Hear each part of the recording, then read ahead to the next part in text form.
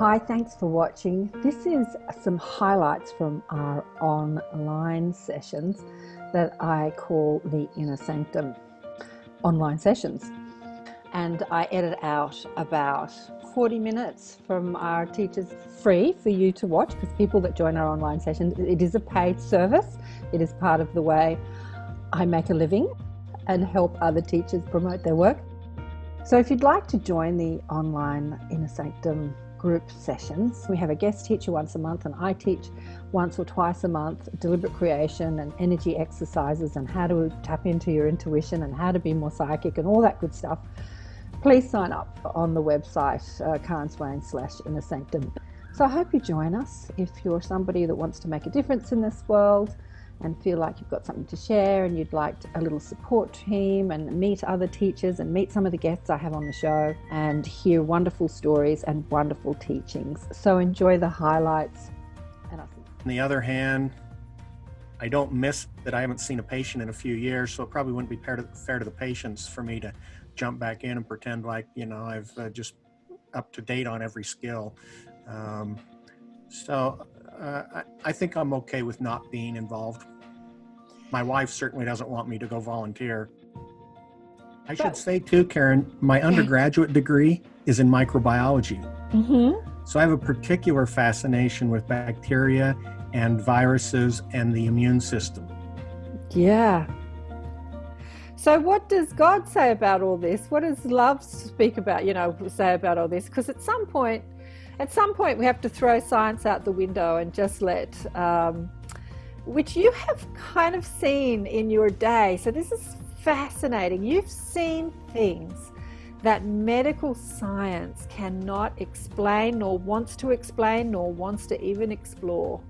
And yet you've been privy to this stuff. So do you think that maybe medical science does not have all the answers because it hasn't really introduced the consciousness component into the practice of medicine? Oh, I fully believe that. I've always believed that. I'm a strong proponent that there is no contradiction between true science and true religion. We just don't have the information that reconciles the two on many points. Yeah. And when we have a full and perfect understanding of science and religion, they'll be in harmony. Maybe not religion, but spirituality. I believe that too, Jeff. I really do. I absolutely agree with you. I think that... In fact, let me tell you something. I'm a student of history. I like to study history. And I was reading an account of a guy that drowned in the surf off the coast of Lahaina in Hawaii. Yeah. This was in the mid-1800s. And mouth-to-mouth resuscitation had been described in the literature then in Europe, but really not much in the Western, and wasn't really widely known. But this guy standing on the bank, when they pulled out this lifeless body, he had this spiritual impression that he should put his mouth on the guy's mouth and blow air into his lungs. And he resuscitated the guy. And it was purely a spiritual intuition that he had. Whereas today, because we understand it better, we think, oh, that's just pure science. We wouldn't give it a second thought. Yeah. And as our understanding increases, one of the setbacks, I think, one of the unfortunate consequences of an increased scientific understanding is we start to move things from the mystic to the mundane. Yes. We move them from the spiritual to the science. And we think that if we understand it, somehow it's less of a miracle. Yes. I know. Look, I talk a lot about and speak to a lot of people who hang out with more highly evolved beings than the majority of the human population. Call them ETs or aliens or whatever you want to call them. But they have abilities so far surpass what humans understand. And so we would call them miraculous. Many people as children had these visitations that they thought were angels or godlike, creatures, and yet they were actually ETs. They could walk through walls, they can beam you up into, like, beam me up, Scotty, is their reality, not their fantasy. And so all that they understand to them is science and factual. It's not mysterious, it's not miraculous, it's science and factual. But it's so far beyond what we currently understand as human, the mainstream human science. It's so far. But quantum is starting to sort of get a hold of it, understanding that everything is energy and information. Mystics have been talking about it for years. When we understand better, maybe we can, because Yeah, the fact of the matter is that most of the wall and most of our body is empty space it's in space. reality. Exactly. Yeah. And Exactly. to pass one through the other doesn't seem that absurd when you understand all that empty space that's involved. Well, that's right. When you understand quantum science from that perspective, it doesn't seem absurd. But if you listen to a person that says these beings walked through the wall and then they beamed me up to a spaceship, well, then that seems absurd. I Yeah, think one of the challenges in science, and some of what we're talking about here of what we don't understand, is manifest in the ego of how often have you asked a physician a question and they simply said, "Oh, I don't know the answer to that." Most of them are terribly uncomfortable with that idea, that saying, "I Absolutely. don't know." I'm Absolutely. perfectly comfortable with it. Do you have an introduction for him? Like, I don't know who he is, or Oh, I should introduce you. Let me introduce you. I'm just assuming everyone's seen the show. I'm done with you. Let me have a I look. can introduce myself You if you want. introduced yourself. Let me. So my name's Jeff O'Driscoll, and I grew up in rural Utah, hauling hay, riding horses. My dream in life was to be a professional bull rider. One thing I swore I'd never do as a kid was go to college. And then I made one wrong turn and ended up in medical school, if you can imagine. And for 25 years, I was an emergency physician at a level 1 trauma center. And although I had a traditional Western medicine education, medical training, sometimes in the ER, I would actually see souls leave their bodies when they died, and they'd communicate with me before they left. And sometimes they'd communicate with me without dying. And sometimes I'd have similar experiences when people entered their bodies at birth. And I didn't speak about it for over 20 years. And on one occasion, a gentleman was involved in a car crash that took the life of his wife and his 14-month-old son and nearly killed him. And he was flown to my trauma center. And when I went into the trauma room, he was unconscious on the gurney. A bunch of people were providing his medical care. And when I walked into the room, his deceased wife was standing in the air above the gurney observing his care. And she communicated with me. And I didn't share any of these things for a long time. And then when I finally started to share some of my experiences a few years ago, people kept asking me about, when did this start? How did this happen? And I'd never thought of that before. I'd never contemplated that question before. But when people started to ask me the question, I started thinking about it. I kind of traced it back. It started when my brother died in a farm accident when I was 11. And shortly after that, I started to get messages and communications. And I later realized that it was my brother communicating with me. And so I grew into it over a period of decades to the point that I felt comfortable with it. And it kind of went from a voice or a feeling or an impression to sometimes I would see people, and sometimes I'd have outright what might be described as visions and out-of-body experiences. And so it wasn't things I talked about with my medical colleagues. There was one nurse in the emergency department who had similar experiences, and she persuaded me to talk about some of mine. And she and I had this shared bond that nobody else knew about. And she still doesn't talk about hers because she's still seeing patients. But when I stopped seeing patients a few years ago, something clicked in my mind, and it felt like it was okay to talk about my experiences. And that's when I started to share. If you want to read about some of my experiences, I published a book. It's called Not Yet. It's available on Amazon or Kindle. It's also available on my website, jeffodriscoll.com. And I had this experience when I was going to my very first speaking engagement, my first formal speaking engagement was in near Boston, Massachusetts.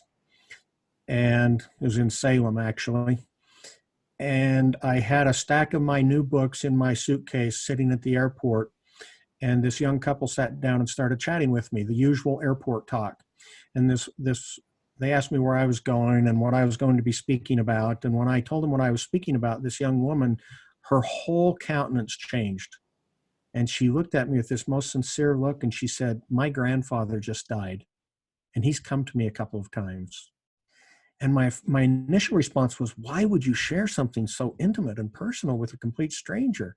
And then it dawned on me, oh, I was a safe place. She knew I'd believe her. And she took a copy of my book and went and caught her plane, and I got on my plane. I'd been an emergency physician for 25 years at that point. I estimated I'd seen in excess of 60,000 patients. And on the plane to Boston, Spirit spoke to me and said, "You will help more people with this book than you helped as a physician in the emergency department." So now I help people heal their souls. I used to help them heal their bodies. Now I help them heal their souls. So that's me. Oh, that's so beautiful. You shared that when we did the show together as well. But back to that question that I had for you during these challenging times on earth where everyone's worried about illness, and the question I posed to you before, Jeff, was, do you feel like you want to go back into being a doctor? Do you think that you could help more people as a doctor or as someone who's teaching love, or what you're teaching right now, while everyone's worried about their health? I know what I'm doing right now is what I'm supposed to be doing right now. I know I'm on the right path, doing the right thing at the right time. So no, I wouldn't go back. But somebody asked me once if I regretted being an emergency physician, and I said, oh no, that's what made me who I am. Definitely. That's what enabled me to do what I'm doing now. Yeah, definitely. I just wanted to know how, from a medical perspective, if a vaccine will be the answer that is the answer to this crisis. There's a handful of things. A vaccine will ultimately be the widespread, worldwide answer to this in many ways. But the most optimistic people think a vaccine is at least 12 months, if not 18 months away. Even if they break down all the barriers and do it at breakneck speed, they still think it's a year to 18 months away.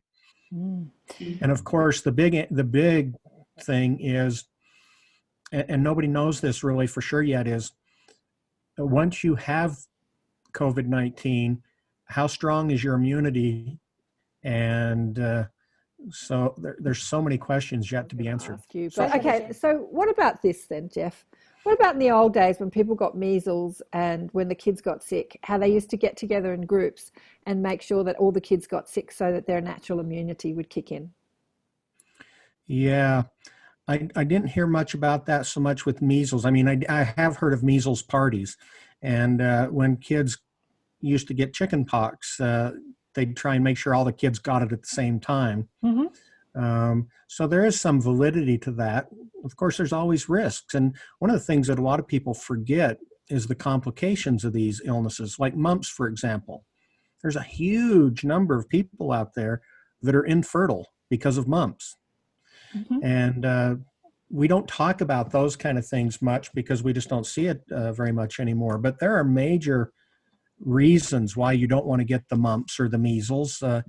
We forget that it killed a lot of people. Although most people have a mild infection, some people died, and it's real. Yeah. Let's look at it from a spiritual perspective, because from a spiritual perspective. Okay, because this is a different perspective to the medical perspective that says, or the human perspective that says, please God, I don't want anything terrible to happen to me. I don't want to get sick. I don't want to go through trauma. Let me just resist. Let me run away from terrible things happening to me because, I want this cushy life. I want everything to be happy all the time. And yet we come into this contrasting physical environment. Kristen's shaking her head like, she's been through her dramas. I've been through mine. We came to experience contrast because we come from these realms of unimaginable bliss and beauty where we can't get angry or get sick or experience contrast in any way because the vibrational frequency is kind of love, love, love, and more love. And so we think, in order to really understand love, I want to understand the opposite of it. So I'm going to incarnate into a physical human body, and I'm going to get sick, and I'm going to, my husband's going to die, or my mother's going to die, or shit's going to happen. And then I'm going to respond to that. And as I respond to that, I'm going to learn about who I am as a human being and as a spiritual being. And it's going to be an evolutionary process and a very beneficial process. So as yeah, but we don't talk much about the benefit. We don't prepare people much to ask for the difficult times or to be grateful for the physical times. I'll give you one example that really changed my perspective on this. My youngest son, I think he was 7 at the time. I came home from a long shift at work. I was tired. It was late in the evening.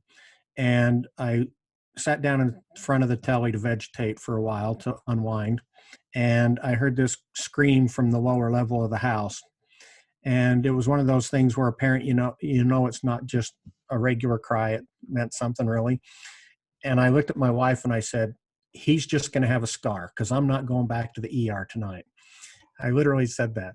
And a few minutes later, his older brother carries my son Jacob up the stairs, and he's got this big gash in his eyebrow. And it's gaping open, and I thought, oh, hell. So I got in the car with Jacob. We went back to the ER, right? And Jacob and I have always had this wonderful, special relationship. He really trusts me, and I really love and respect him, of course. And he's on the gurney, and I'm just injecting his wound, which is the painful part. Once the wound is numbed up, then you can do everything else without any pain. But I'm just injecting his wound, and he looks up at me and he said, please, Dad, don't hurt me anymore. And when he said that to me, as an emergency, I knew what the scar would look like if it was left alone. I knew that the pain was small and it would soon be over, and then he could start healing. I knew all of this from my perspective and my training, but from his perspective, his plea was, please, Dad, don't hurt me anymore. That totally changed the way I approached heaven or God or the universe or whatever higher power you think of. So many of our petitions to heaven are, please don't hurt me anymore. And a divine being who loves us more than we love ourselves is up there saying, but that's why you're there. Yeah, I know, but please don't hurt me anymore. And she's saying, but trust me, I'm doing this for your good. I know what your spiritual scar is going to look like if I don't help you through this pain. Yeah, but if you could just see things from my perspective, I'm sure you wouldn't want to hurt me anymore. And that's the way our petitions are. And it's counterproductive to why we're here. Well, exactly. So can we immunize, humanity against disease? I mean, seriously, are we going to? No, nor should we. Okay, nor should we. But I have to say that from my medical perspective, I'm talking, when you say, should we immunize people against disease? I'm saying from a big, high level perspective, no, part of what we're here to experience is disease.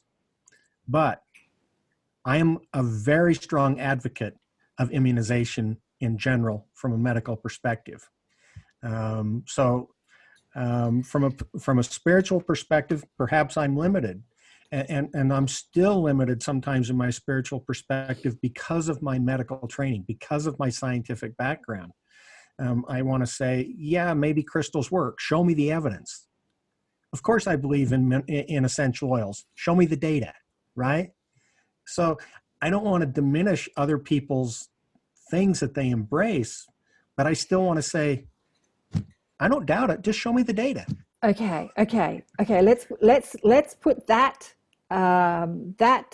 logic into your story. So you're talking to a colleague, a doctor, and you're saying, I saw Jeff's wife after she was dead, the other Jeff, talking to him while he was, blah, blah, blah. And that doctor says, show me the data. What do you say? Oh, I don't make any attempt.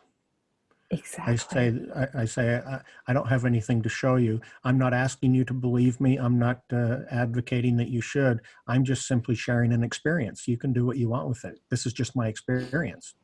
Okay. Well, can we but put when, that? But when we talk about how to function in the world and come to this balance, I think of somebody that once said, you have a lot better chance of getting away from the bull if you pray while you run, right? You don't kneel down in the middle of the pasture to say your prayer while the bull's coming at you. You get up and you run. It's okay to pray, but you got to run too. You pray like everything depended on God, and you run like everything depended on you. And you bring those things together in a balance. That's how I view it. I have a bit sort of different view. Let me share a story. Can I share a story? It's okay. I respect your view. Share your differing view. So I'm working as a healer. Yeah. I stopped calling myself healer. I don't call myself anything these days. I just call myself Karen. But, teacher would be one thing. And I was learning about energy healing. And so we were doing it all very psychically. We were looking inside people's bodies. I had a client who had pneumonia, and he came to me for regular massages, and I told him it was in his second lobe in his lungs, and he said, no, you're wrong. The doctor said it was in this lobe. Anyway, went to the doctor the next day, had an x-ray. He came back to me the next week, and he said, yeah, you were right. How did you know that? I said, I looked inside your body. And, to the normal mind, this is supposed to be impossible, right? But this is what I was learning. But a lot of the stuff I was learning to heal was not sort of physical. And so I asked my guides, I want to see this. Like, I have that discerning mind. I want to see it to believe it as well, because I'm seeing it with my inner sight, but I want to see it with my physical eyes. I still have this desire too. I mean, I want to see aliens turn up, with my physical eyes. Even though I could talk to them psychically, I still want to see you. So my daughter, bless her heart, gave me this ability, this experience. We had some plumbing in the backyard. They had dug up the backyard, and they were anyway, she went outside. She cut her foot badly. I was in the shower. She came screaming into the bathroom, screaming and crying. She had this big gash on her foot, and there was mud and blood everywhere, and she was in this complete panic. And I'm sort of naked in the shower thinking, what'll I do? And my thought was, I'll just stop the bleeding. And so I threw her on the top of the toilet and put her foot in my hand and just, did what I was taught to do, just go up and command a healing. And I noticed that I was expecting to feel the blood, the heat of the blood run under my hand as I held her foot. I was expecting, because it was running with blood, I expected to feel it in my hand. So I had literally held her foot for about 2 seconds and thought, I can't feel the blood. Why can't I feel the blood? And I took my hand away, and the cut had healed like that. Just healed. Just completely sealed over in an instant, in a nanosecond. And the two of us sat there like this. I'm sitting there dripping wet, sort of crouched down. She's on the toilet with her foot in my hand. We're just going. And what happened was, for the next couple of weeks, she was about 8 or 9 at the time, she would unpick the skin because it was dark under the skin, and it was either blood under the skin or dirt. So she would get a pin and unpick the skin that had sealed to maybe get the dirt out. She did not get infected. It did not get infected. But I had asked my guides to show me. I wanted to see something with my physical eyes. And they showed me. And then she was young too. She's lost this ability to understand that we are the creators of our reality and miracles can happen.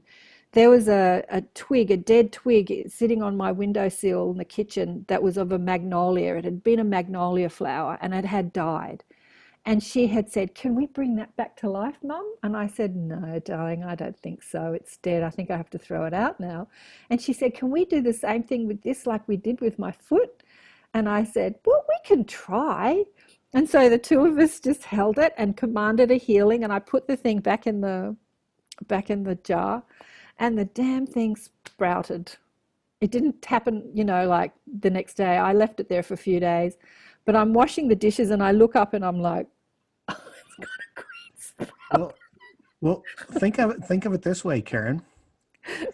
If you'd gone to medical school and you were a doctor, and somebody came to you with a cut foot like that, the medical thing that you would do is you would sit the person down, you would elevate their foot, and you would apply direct pressure to the wound to stop the bleeding. You would do exactly what you did. The one thing that you would do different, though, if you were doing from a medical perspective, is you'd irrigate out the wound so you didn't have to pick it open every few days to get the rest of the dirt and the blood out of it, because you'd have already got it out before it closed.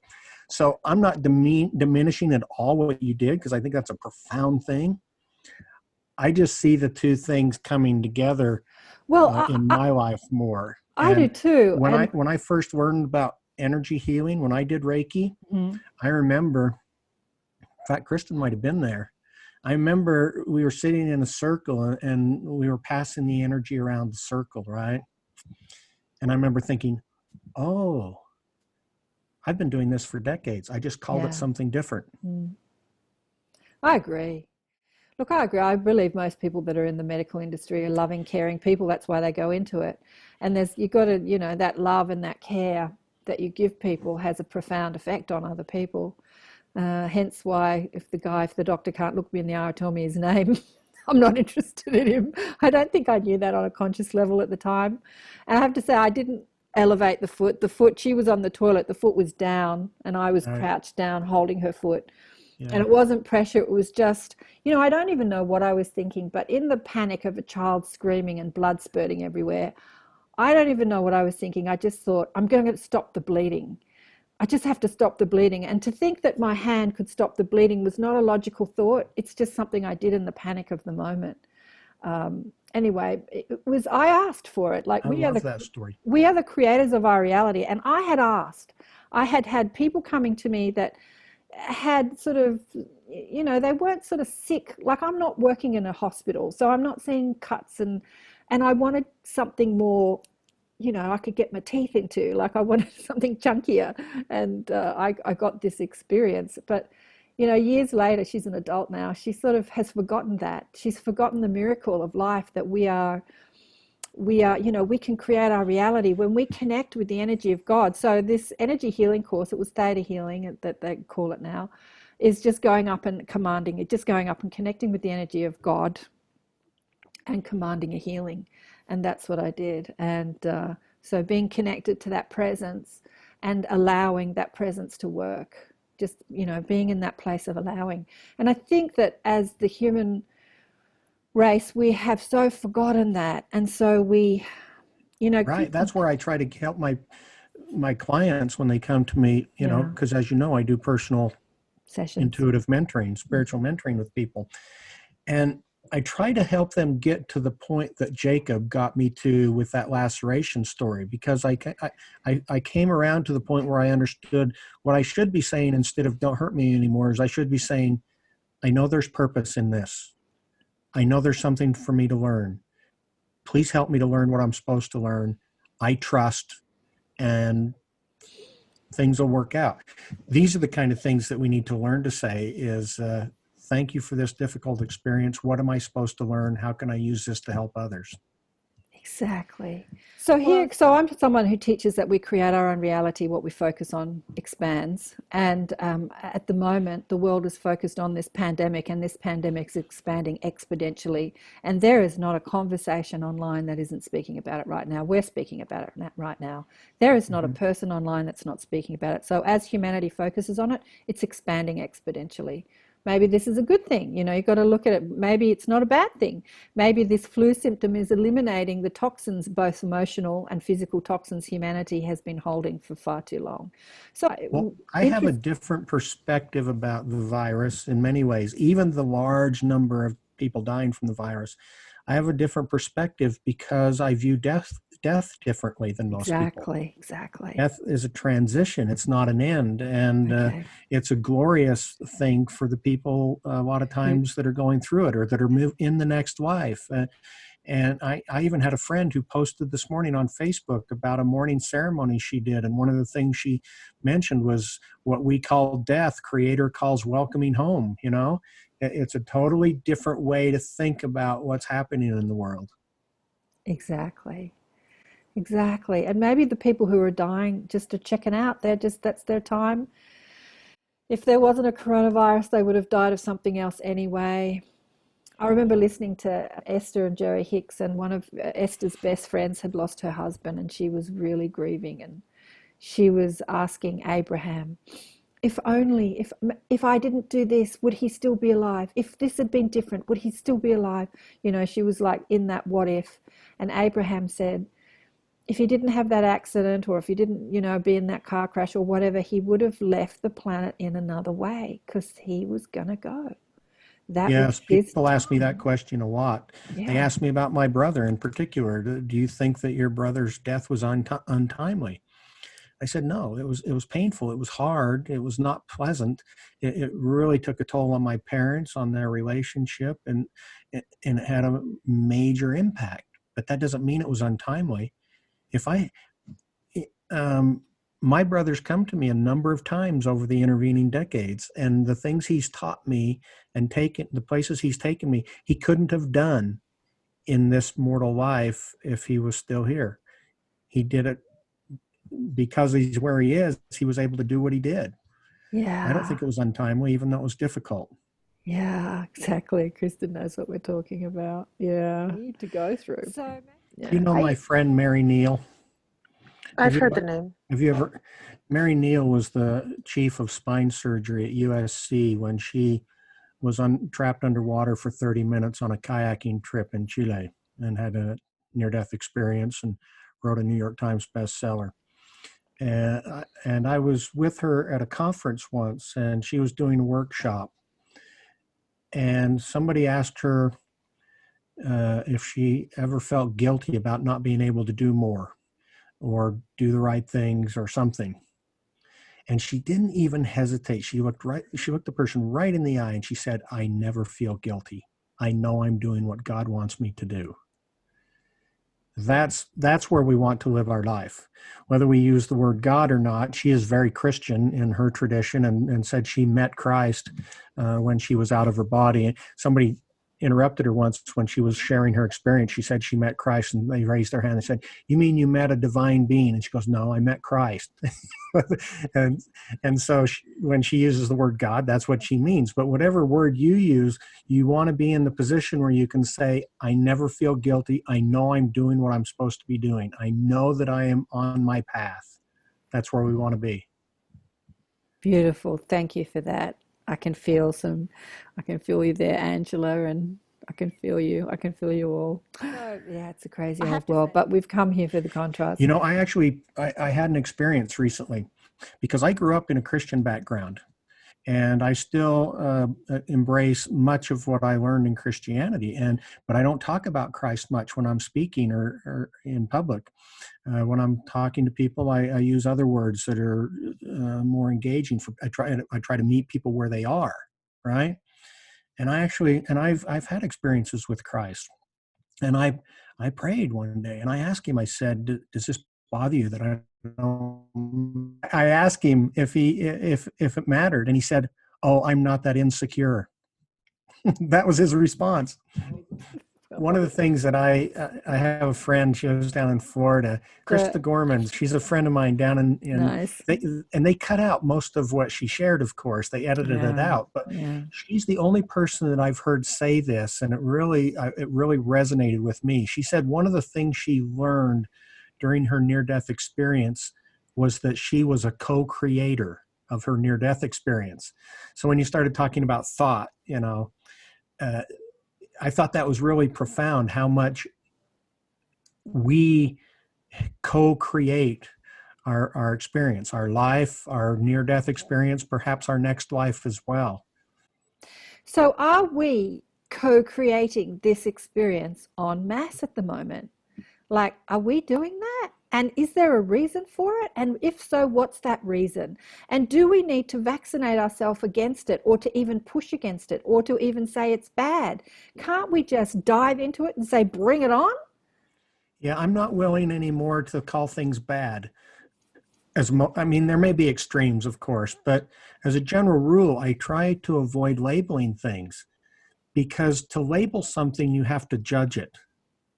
And the problem is we're not very good judges.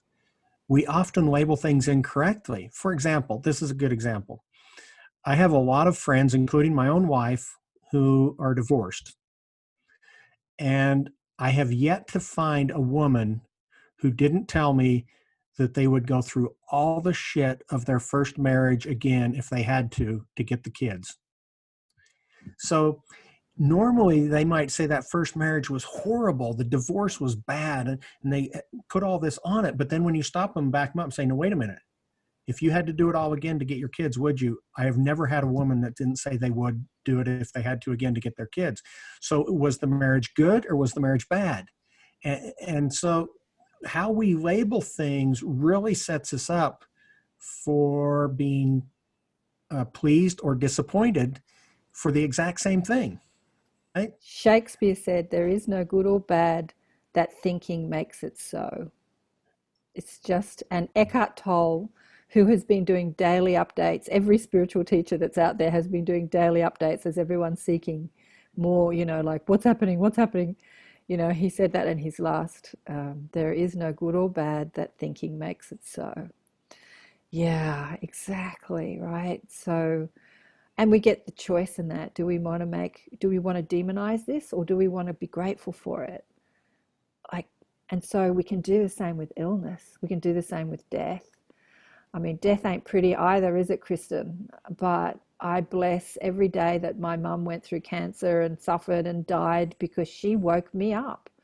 She gave me that experience, and as a curious mind that came in to understand consciousness in this lifetime, having been a doctor in many lifetimes and not being open to it, she was really part of the puzzle piece, and we made that arrangement before we came.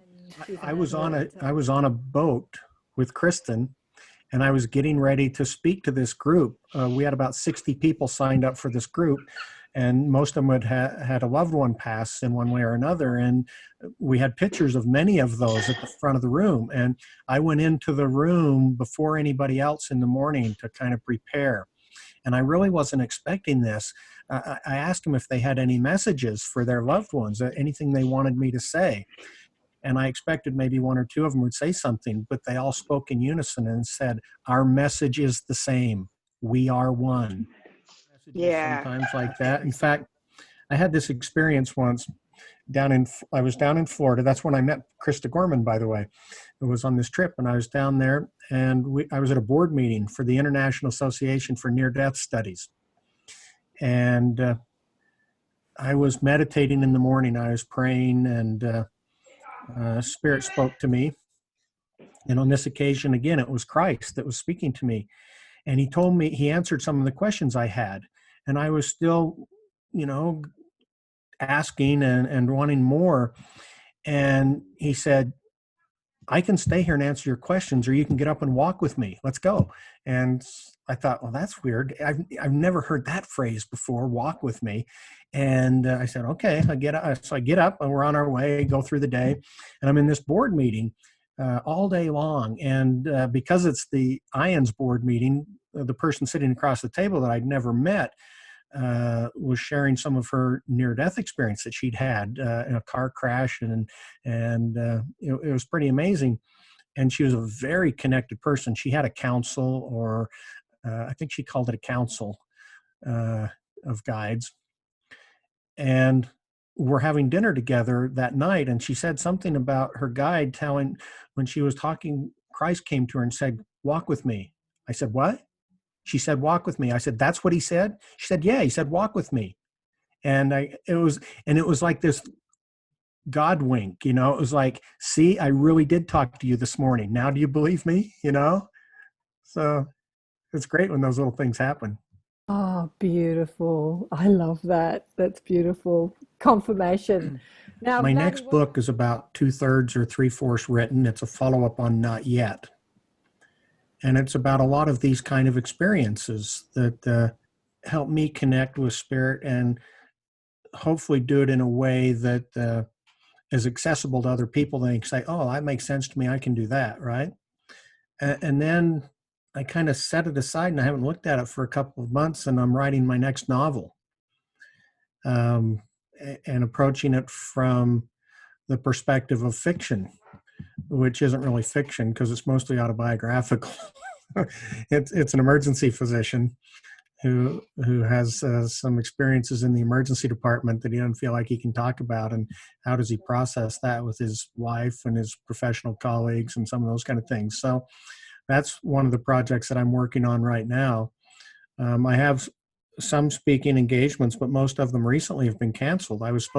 Kristen and I were going to be in Ireland. I was going to be speaking in London last month, and then we were in Ireland. We were going to be in Ireland for St. Paddy's Day and the spring equinox, and we were going to do ceremony at an ancient stone circle in Ireland while we were there, and that all got canceled. I had a speaking engagement supposed to be later this month for 600 plus people, and that got canceled. So I'm doing some podcasts. I'm doing some radio interviews.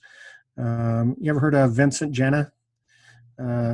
He's a medium. He has a radio show on Unity online radio, and I was a guest on his show last week. And I have a radio show coming up next week it's 3 hours long.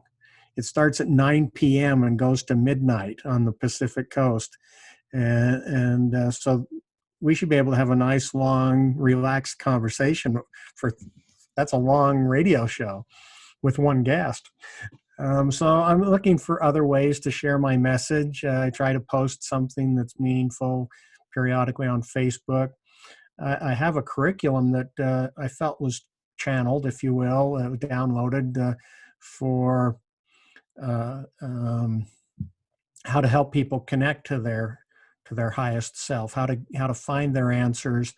And I haven't formalized the curriculum. I've thought about doing some online teaching, but it hasn't really spoken to me that way quite yet. I don't know whether I'm going to do it or not. I was thinking about getting myself a YouTube channel and just doing some instructive kind of videos that were, 5 to 7 minutes long, and start accumulating them on my YouTube channel. But I haven't done it yet. Well, I know how you feel. It took me ages to actually put my face on YouTube when Spirit asked me to get these messages out there, but I had to overcome my own ego. And yeah. But I would highly recommend, uploading whatever you can to YouTube. But yeah, the mainstream media is pumping out a lot of fear, and we as the light weavers of this world need to pump out as much love as we can to, counteract that, the messages that are being given through the mainstream media. And much reassurance that, all is well, we are loved, we are held, we are looked after, we are safe, we are safe, we are safe, we are the creators of our own reality, we are powerful, we are source energy incarnate in physical body. There is power in that. Go on, Jeff. Yeah, this is what I had earlier. I was getting ready to go speak to a group of people, and I was asking, what's the message? What do I say? And it came to me very powerfully, very directly, these three things. Tell them they're enough. Tell them they're divine. Tell them they're loved. That was the message. And it's come to me a few times since. In fact, a guy that's a very successful public speaker was telling me shortly after I got this message, he said, you have to tailor your message to your audience. You have to speak to a bigger audience. And well, he was going through his whole marketing spiel, and I was going to meet with a client. And I was thinking as I was driving, what do I need to do to make my message appeal to a bigger audience? And the voice came back to me and said, I gave you the message. I'll bring you the audience. So, oh, okay, got it. Yeah, that's what we have to do. And the thing that helps us do that is when we understand that message that appears behind me. The way to staying on our path is to know who we are. Because when we realize who we are, then we realize we don't need to adjust our path for anybody else's opinions. When we understand our own divinity, then we step into our own magnificence. Then we're on our path.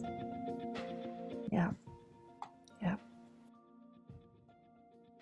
Yeah, I agree. One of the potential blessings, if you will, of this pandemic is a realization that indeed we really are one, that we are all in the same boat, that our behaviors affect ourselves and those around us, that we are all one. Exactly. I may have shared this with you before, Karen, but my messengers came to me one day, and the messenger said, "Every experience is to enable you to help someone else." And I said, whoa, wait a minute. I said, I thought experiences were for personal growth, and then I could go help other people if I wanted to. And the messenger said, the primary purpose of every experience is to enable you to help someone else. You get the secondary benefit of personal growth.